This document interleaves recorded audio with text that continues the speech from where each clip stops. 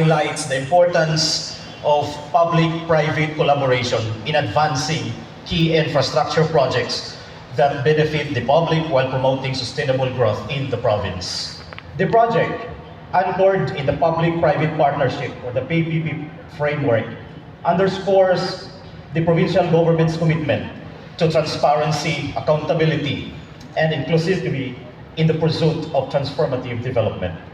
The meticulous process and timeline leading to the signing ceremony reflect the dedication of both the public and private sectors to adhering to legal and procedural requirements while ensuring that the project aligns with the province's long-term development objectives. Change always comes with doubts. Thus, we understand that there might be possible concerns regarding this joint venture, in particular the disposal of a portion of our provincial capital compound. With that, allow me to shed some light on the matter. Contrary to unfounded allegations in circulation, the provincial government is not selling the capital grounds for nothing. It is but a necessary part of the holistic transformation of our capital compound for the greater good of the province. Rest assured that all the necessary legal and procedural frameworks and guidelines are always observed, and the best interests of the province are always paramount. Let me walk you through the processes the provincial government underwent, culminating in today's joint venture agreement signing.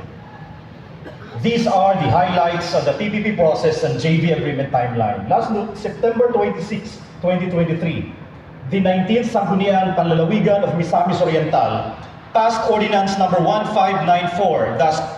1594-2023, establishing clear and transparent guidelines for the provincial government of Misamis Oriental to enter into joint venture agreements with private entities.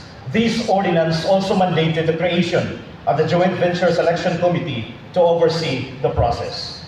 The Joint Venture Selection Committee was formally constituted through Executive Order Number 63, Series of 2023, issued by Governor Peter Onabia, ensuring proper oversight and adherence to established procedures. Last October 10, 2023, Abram Incorporated, ABCI in brevity, submitted an unsolicited proposal demonstrating its interest in partnering with the provincial government for the development of the capital compound. Then on October 24, 2023, the GVSAC, through Resolution Number 01-2023, recommended the acceptance of ABCI's unsolicited proposal, which included an investment of at least 2.5 billion pesos. On the same day, Governor Onabia issued a letter of acceptance for the proposal, signifying the province's intent to proceed. Last November 3, 2023, ABCI submitted all necessary eligibility requirements, demonstrating its capacity to undertake the joint venture activity. Then on November 6, 2023, JVSC Resolution Number 04-2023 declared ABCI eligible to engage in a joint venture agreement with the provincial government for the development of the capital compound. Then on November 9 and 16, 2023, as part of the Swiss Challenge process, which is a critical component of the PPP framework, an invitation for comparative proposals was published in a newspaper of general circulation and posted publicly for the required duration.